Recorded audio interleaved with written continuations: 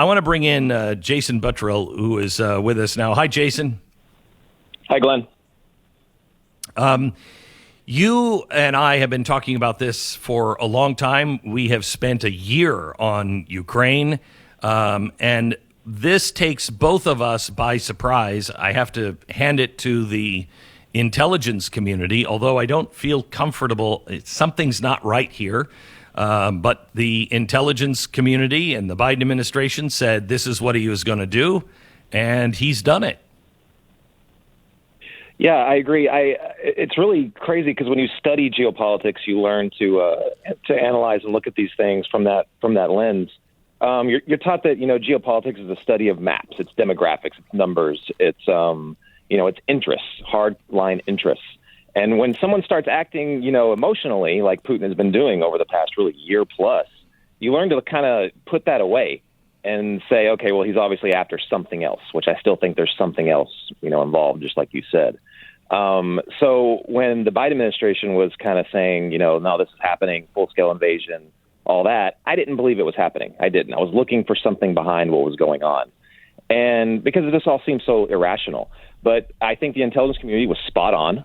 I've seen reports that it actually, the intelligence community coming out and saying that false flag attacks would happen. That would be the preempt to them doing a full-on invasion. I wasn't buying it. They were exactly right. And the reports say that it actually delayed Putin's invasion by possibly even a week. Like they wanted to do this last week and not this week. So the intelligence community and the Biden administration were exactly right on this. Now, there's ways to criticize other things, which we can get to later, of what they've done. But just a quick recap, the media started reporting last night that the invasion was going to commence around 4 a.m. Kiev time. And pretty much that was spot on. It happened around 4:15 Kiev time. And it's very, very conventional from what I've been noticing. I've been following this all night. This is not like Crimea in 2014 with unconventional warfare. This is a very conventional invasion. What we saw commencing around 4 a.m. Kyiv time was airstrikes to target command and control systems. That went as far as Kyiv, and it's a three-pronged attack coming from Belarus, coming from Crimea in the south, and coming from mainland Russia in the east. Now, we do not know how far they plan to push this, but it is a conventional invasion. It looks as if they will probably go further than just eastern Ukraine. Question now is how far they will go and how far tensions will rise, especially with NATO gathering troops all along the border of Ukraine.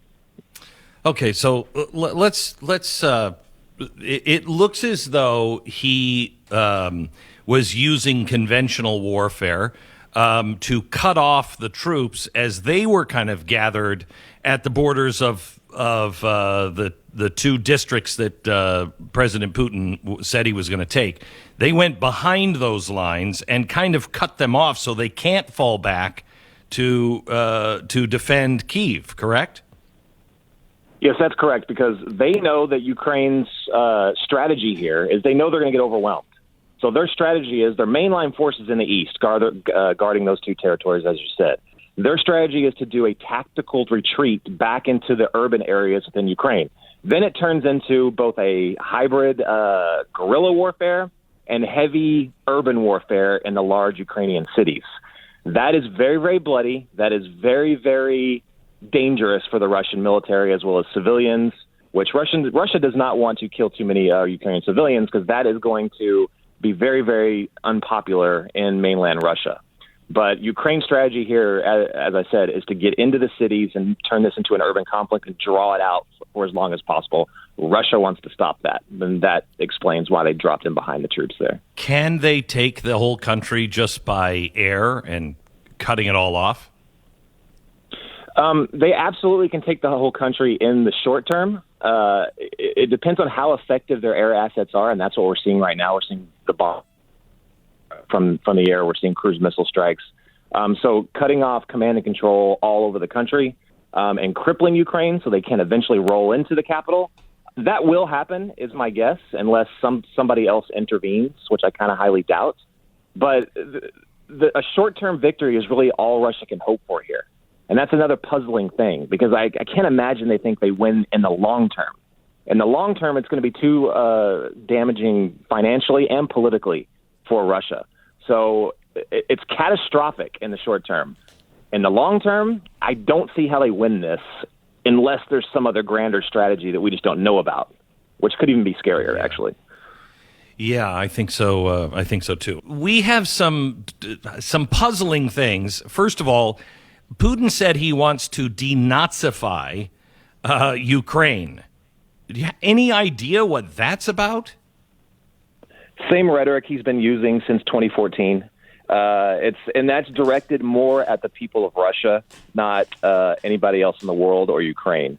But you've been using that World War II, sentiment to get public support to do what he's now doing. But that's going to continue, and no doubt he's going to provide some air quote evidence, that they're taking out some Nazi. But he's drawing on World War II nationalism. He said that there has been an ongoing genocide in Ukraine that he's trying to stop. I mean, this is crazy.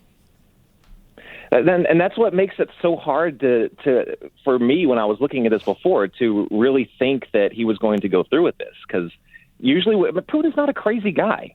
I mean, he may be now, but in the past he's not been. He's been very cold, calculating. Geopolitics and interests was always forefront in his mind. He's not a psychopath. I mean, well, he might be, right, but he doesn't. He's not somebody driven by rage. He is cold and calculating.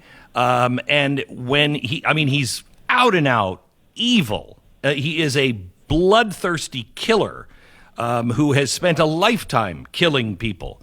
But he's logical in it. He's very calculated in it. And the rhetoric, I think the Nazi stuff, the religious stuff, that's Dugin kind of language. Yeah, and that's a very, very powerful weapon for Russians because they're very much willing to suffer and to basically take it, on the chin if they have to, if that means that their country, will eventually reign supreme.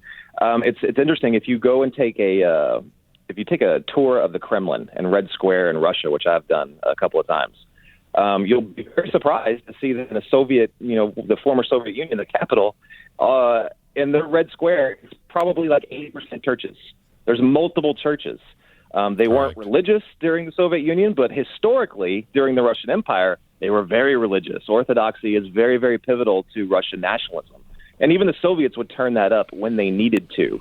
But that's exactly what Putin has done in the vein of Alexander Dugin, especially in that speech that he gave, last week. That was very, very telling to a lot of us that have been looking at this, people like you and me, Glenn. That, okay, now we know exactly what he's doing. He's turning up that dial of nationalism to justify doing, what he's doing and possibly even more, which is scary. Okay. Would you agree with me, and I'd like you to explore this a bit, there is no real obvious win for Putin. His stock market has crashed. This is going to be horrible. They are in the oil business.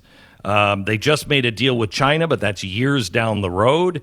They're going to shut down all of the oil exports into any Western country because of this.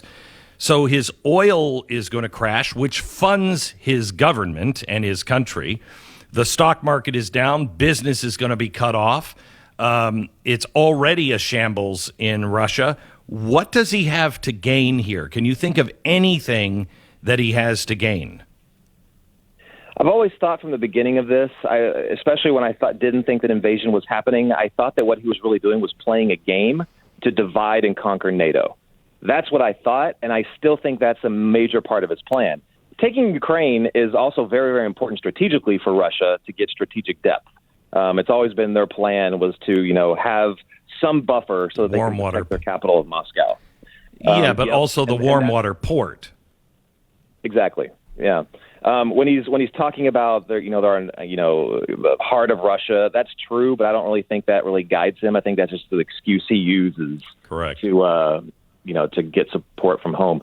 But I think that it's very irritating.